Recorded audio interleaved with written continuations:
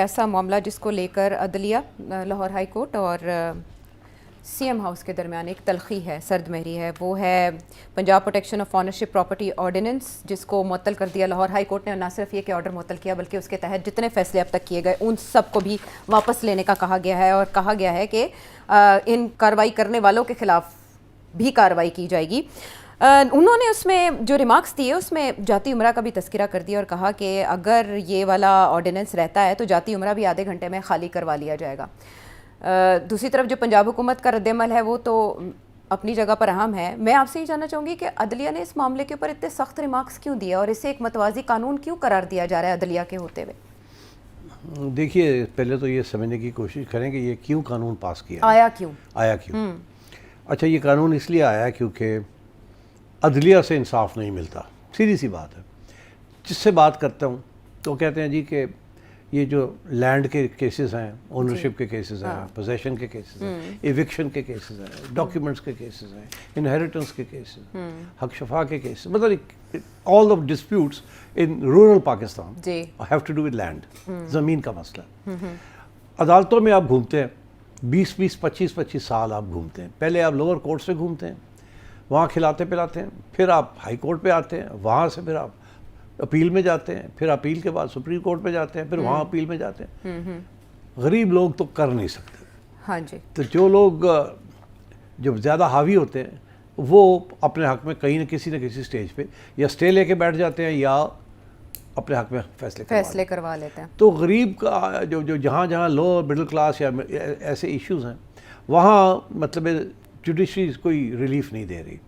Judiciary वैसे ही बहुत तनकीद है जुडिशरी के ऊपर, लोअर लेवल से लेके अपर तक, कि जो चीज़ 3 दिन में सेटल होनी चाहिए या 7 दिन में सेटल होनी चाहिए वो 7 साल लग जाते हैं। अच्छा, अब पार्ट ऑफ दिस जो तनकीद की जाती है ये जायज़ है। जुडिशरी के ऊपर सबसे बड़ा दाग यही है कि इस जुडिशरी से आपको इंसाफ टाइम पे नहीं मिलता, और जब मिलता भी है, अगर मिलता है तो उस वक्त तक तुसी से फारग हो गए होंगे, मर गए होंगे। ठीक, सो ये एक बहुत बड़ी इशू है, स्पेशली इन रूरल पंजाब जहाँ ये केसेस चलते रहते हैं जी। और ये सो इसके ऊपर अगर कोई हुकूमत कोई कानूनी कार्रवाई करती है कि जिससे कोई जल्दी फैसले हो जाए और इंसाफ जल्दी मिल जाए लोअर लेवल पे आयशा, तो वो तो सभी उसको खैर मकदम करेंगे, इस पर कोई शक नहीं है। और चीफ मिनिस्टर साहिबा का मकसद ही यही था कि वो कोई ऐसी चीज़ करें जिसके साथ सहूलत हो जाए आम लोगों को, स्पेशली इन सच केसेस। तो उनकी नीयत बिल्कुल साफ़ और उनका जो एजेंडा है वो भी बड़ा क्लियर है। और बाय द वे ये भी मैं आपको बताऊं कि बहुत सी इसकी अप्रिसिएशन भी हुई है। तो अब बात ये है कि इस वक्त उन्होंने जो फ़ैसला किया उसमें एक बहुत बड़ा इशू है। ज़ाहिर है जब उनके पास तो कोई जुडिशरी नहीं है जल्दी फैसले करने के लिए, तो उनके पास तो ब्यूरोक्रेसी है ना, उनके पास और तो कुछ नहीं है। उनके पास तो डीसी है कि जी डीसी को ले जाओ, वो 7 दिन ही फैसला कर देगा या 10 दिन ही फैसला कर जी, 90 दिन तुसी काम करना। अच्छा, अब मसला क्या है, इन 75% केसेस तो it's a good decision. Administration अगर न्यूट्रल रहे बिटवीन पॉलिटिकल ओपोनेंट्स, तो वो it will give a good judgment, fact based honest judgment. अच्छा, और मसले बड़ी जल्दी हल हो जाएंगे। और यही आर्ग्यूमेंट मेरा ख्याल है चीफ मिनिस्टर साहिबा को दी गई कि वी कैन हैंडल इट, कोई हमारे पे इल्ज़ाम नहीं लगेगा, हम जल्दी जल्दी निकालेंगे। And I think she has a good team of bureaucrats also. अच्छा, ये सही है, बिल्कुल, इस पर कोई शक नहीं। मगर इसके ऊपर जो तनकीद है वो ये है, जिसके ऊपर मैं बाद में आऊँगा, कि जहाँ सियासी इंटरेस्ट आ जाते हैं स्पेशली रूलिंग पार्टी के, रूलिंग पार्टी के MPs, MNAs, सपोर्टर्स, वो कहीं ना कहीं इन्वॉल्व हो जाते हैं, तो फिर डीसी के ऊपर प्रेशर आ जाता है कि उनके हक में फैसला करें। वो न्यूट्रल, उसके लिए रहना बड़ा मुश्किल हो जाता है। यहाँ तो SHO को चेंज करना मुश्किल हो जाता है, या बिकॉज वो उसको प्रोटेक्शन होती है लोकल MPA की, MNA की और लोकल एडमिनिस्ट्रेशन। तो और वो इसलिए जो सारे फैसले होते हैं सिटिंग गवर्नमेंट के लोगों के हक में होते हैं। तो इसके अंदर सबसे बड़ा जो प्रॉब्लम वो यही है कि जहाँ dispute is between a pro-government or an anti-government person petitioner, तो एडमिनिस्ट्रेशन के ऊपर ऑर्डर्स होते हैं किस्म के आ जाते हैं कि हमारे लोगों को सहूलत देनी है। तो जाहिर है फिर आप अपने लोगों को सपोर्ट करेंगे राइट और रॉन्ग, तो इलेक्शन में यही काम आएंगे ना आपके, यही डोनेशन भी देंगे, ये काम भी आएंगे एंड सो ऑन। हाँ। तो ये सियासत जहाँ आ जाती है ना, वहाँ ये जो एडमिनिस्ट्रेशन के आपने हवाले किया वो ख़राब हो जाता है काम। अच्छा अब आगे चले। लेकिन मैंने ये आपसे जानना है कि वो मरियम नवाज साहिबा जो सिफारिश का कल्चर नहीं मानती बिल्कुल, और इससे पहले प्रोग्राम्स में आप मिसालें दे चुके हैं कि वो किसी की बात नहीं सुनती, उन्होंने यकीनी नहीं बनाया होगा कि ये जो प्रोसेस है ये जानिबदारी से पाक हो? मैंने आपसे कहा ना कि उनको तो इस बात का एश्योरेंस दी गई है कि ये साफ़ होगा, हम तो किसी के हक़ में नहीं कुछ करेंगे, हम तो ऑन मेरिट करेंगे। हाँ। मगर ये तो असली बात तो कुछ और है ना जो मैं कर रहा हूँ। मैं ये कह रहा हूँ कि अगर चीफ मिनिस्टर की दफ्तर से या सेक्रेटेरिएट से डीसी को फ़ोन जाता है कि वो केस जड़ा वो साढ़े बंदे का केस है, उसका ख्याल रखना, तो क्या आपका ख्याल है डीसी उसका ख्याल नहीं रखेगा? तो देयर आर टू, एक है पॉलिटिकल प्रेशर, अच्छा, एक है एडमिनिस्ट्रेटिव न्यूट्रलिटी। मैं आपसे ये कह रहा हूँ जहाँ तक एडमिनिस्ट्रेटिव न्यूट्रलिटी है वो तो चलेगी, पर जहाँ पॉलिटिकल प्रेशर आएगा फ्रॉम द सीएम्स ऑफिस, तो वहाँ डीसी कुछ नहीं कर सकता। डीसी विल, सारे जो अदारे हैं वहाँ के local, they all tilt in favour of, नहीं तो छुट्टी हो जाएगी। तो ये इसकी जो advantage to the chief minister है कि वो एक तरफ तो 75% न्यूट्रल फैसले दे जाएगी, जल्दी हो जाएगा काम, लोग बड़े खुश हो जाएंगे। जहाँ उसके अपने इंटरेस्ट आ जाते हैं वहाँ अपने लोगों के हक में फैसले हो जाएंगे, वो उनको इलेक्शन में आगे जाके काम आएंगे। सो दिस इज़ वाई उनको ये सिस्टम पसंद है कि at the end of the day 75% cases में ठीक काम हो जाता है, लोग खुश हैं, न्यूट्रल है सारी बात, जल्दी फैसले हो रहे हैं। और 25% केसेस, मैं वैसे ही कह रहा हूँ 25-75 जनरली कह रहे हैं आप, लेकिन वो जहाँ चीफ मिनिस्टर का इंटरेस्ट आ गया तो वहाँ फिर वो फैसला चीफ मिनिस्टर के इंटरेस्ट वाले के हक में होगा। अच्छा अब ये दिस इज द थिंग। अच्छा जुडिशरी को तकलीफ किस बात की है, ये तो मैंने बताया इधर के जो इश्यूज हैं। जुडिशरी के इश्यूज ये हैं कि जुडिशरी नहीं चाहती कि उनकी जो है ना बेसिकली रिट वो उसको अंडरमाइन किया जाए। तो ये जो सारा कुछ हुआ है, अगर जुडिशरी के अंदर पता नहीं कितने हाई % ऑफ केसेस तो यही केसेस हैं, अगर वो केसेस उनसे हट गए तो जुडिशरी जो है वो तो अब ऑब्वियसली विल नॉट अलाउ कि ये चीज़ होगी। 11,000 प्रॉपर्टी रिलेटेड डिस्प्यूट्स हैं, देखो आप, और ये हर रोज़ नई डिस्प्यूट्स होती है, नई भी हो तो बन जाती है। तो जुडिशरी एक अपनी रिट नहीं छोड़ेगी, कभी भी नहीं छोड़ेगी। तो इसलिए चीफ जस्टिस साहबा ने पहले तो इसको रोक दिया, क्या तुसी की करते पे हो, यू ट्राइंग टू बाईपास अस जी, उन्होंने कहा नहीं this is not good enough, उन्होंने अब फुल कोर्ट में डाल दिया जी, फुल बेंच। तो जुडिशरी को तकलीफ है कि उनके पावर्स जो है उनसे लिए जा रहे हैं और वो रेजिस्ट करेंगे। अच्छा, और किस हद तक करेंगे? फुल बेंच में क्या होगा, चेंज हो सकता है डिसीजन? नहीं, फुल बेंच हुई, जुडिशरी अपने हक में फैसले करेगी। तो फिर ये क्या हो रहा है, जुडिशरी अपने हक में फैसले करेगी। मोहतरमा जो है चीफ मिनिस्टर साहिबा वो चाहती है कि स्पीडी जस्टिस हो, तो ये बात कहाँ जाएगी? ये मैं समझता हूँ this will become conflict. Judiciary इतनी आसानी के साथ ये चीज़ नहीं छोड़ेगी। हो सकता है कहीं ना कहीं कोई ना कोई कॉम्प्रोमाइज़ हो जाए इसके ऊपर, बट आई थिंक जहाँ तक मैं I am concern, I think chief minister का ये जो अटैम्प्ट है कि जल्दी किया जाए और ये जो इंसाफ है ज़मीनों के बारे में इसको किया जाए, ये अच्छा है, it's a good step. But मैं अगर होता उनकी जगह पे तो मैं उनसे ये कहता कि पहले आप चीफ जस्टिस साहब से जाके बात कर लें।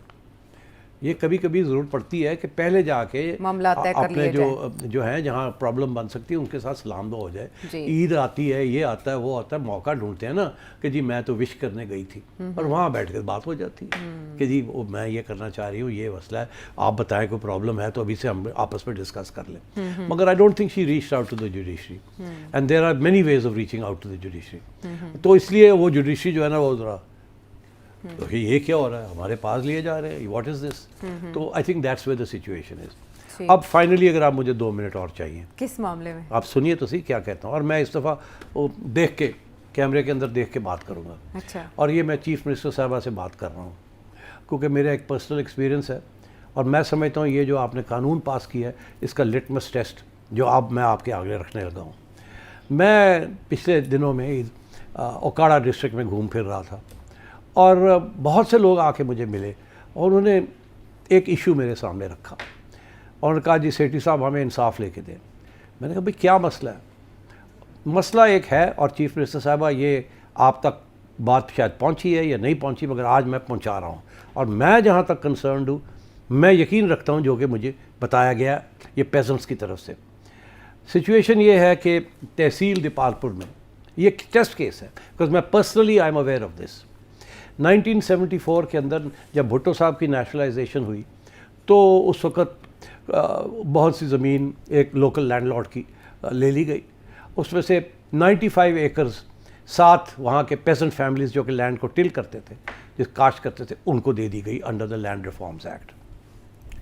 मगर वहाँ के जो बड़े लोग थे, जैसे ही भुट्टो साहब की फारग हुए, मार्शल लॉ की गवर्नमेंट आई, तो उन्होंने भाग दौड़ करके वो जिनको ज़मीन मिली थी उनको इविक्ट करके अपनी ज़मीन वापस अपने कब्ज़े में ले ली। पेसेंट्स जो थे ये चले गए अदालतों में, इन्होंने क्लेम्स किए डिस्ट्रिक्ट एडमिनिस्ट्रेशन। अब वो उस वक्त जो डिस्ट्रिक्ट एडमिनिस्ट्रेशन थी, because it was a martial law government, वो थोड़ी सी न्यूट्रल थी, उनके कोई सियासी इकदाम या एसेट्स नहीं थे। तो उस वक्त 2002 में उनको वापस पोजेशन मिल गई और उनके हक में फैसले आ गए। 2007 में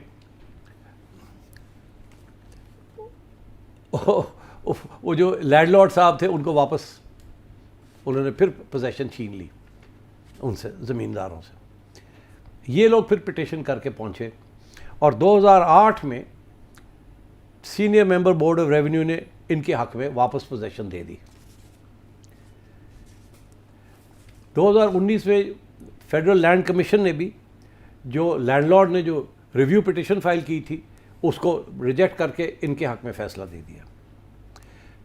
फिर यही लैंडलॉर्ड साहब चले गए Lahore high court. Lahore high court में उनकी पिटिशन डिसमिस हो गई। फिर सुप्रीम कोर्ट गए, वहाँ भी इनकी पिटिशन डिसमिस हो गई। ये गरीब लोगों के पास उनकी ज़मीन रही, मगर अफसोस उनसे फिर ज़मीन छीन ली गई है। और हालांकि ऑर्डर्स हैं सुप्रीम कोर्ट के और हाई कोर्ट के कि इनकी वापस इनको ज़मीन दी जाए, वो नहीं दी जा रही।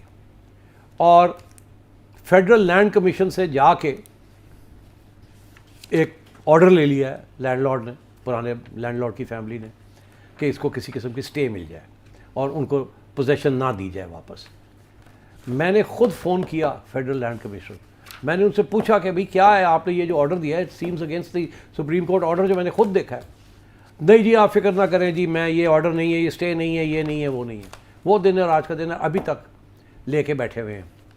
एंड आपकी सेक्रेटेरिएट के सीनियर अफसरों को मैंने अप्रोच किया है for justice in the case of this poor landless pageants, 7 families, and उनके साथ ज़्यादती हो रही है। और वहाँ के लोकल एमपीएर वगैरह वगैरह, they are all involve in this robbery. और ये आपके करीब ये चीज़ें आती रहती हैं और आएंगी। और I will continue to investigate this matter, because ये मैंने पूरी तफ्तीश की है इसके ऊपर, और I think justice needs to be done. अगर आप समझते हैं कि DC is the right person, उसको फ्री हैंड दिया जाए, तो मुझे यकीन है the DC will favour the patients, because that's the situation. Supreme court के ऑर्डर्स हैं और ये federal land commission is being misused to issue stay orders. तो यही मैं आपसे कह रहा था, भी आयशा को बता रहा था कि जहाँ सियासत आ जाती है तो वहाँ इस किस्म की अच्छी नीयत, अच्छे ख्याल के लिए जो कानून आप बना रहे हैं वो भी डिरेल हो जाते हैं। So we look forward to some justice. ये केस is करीब close to you, and I think let's see justice being done here. अगर आप समझते हैं कि we need to support you on this great initiative. Thank you. और जैसे कि मरियम नवाज साहिबा ने कहा है कि अवाम को बासर माफिया से निजात दिलाने के लिए ये कानून पंजाब असम्बली ने पास किया है, जो कि डेमोक्रेटिकली इलेक्टेड असम्बली है। तो सेठी साहब के मुताबिक, जैसे उनके अल्फाज हैं, कि ये इसके लिए फिर एक लिटमस टेस्ट है, ये केस जो वज़ीर आला पंजाब में मरियम नवाज साहिबा के सामने हमने रखा।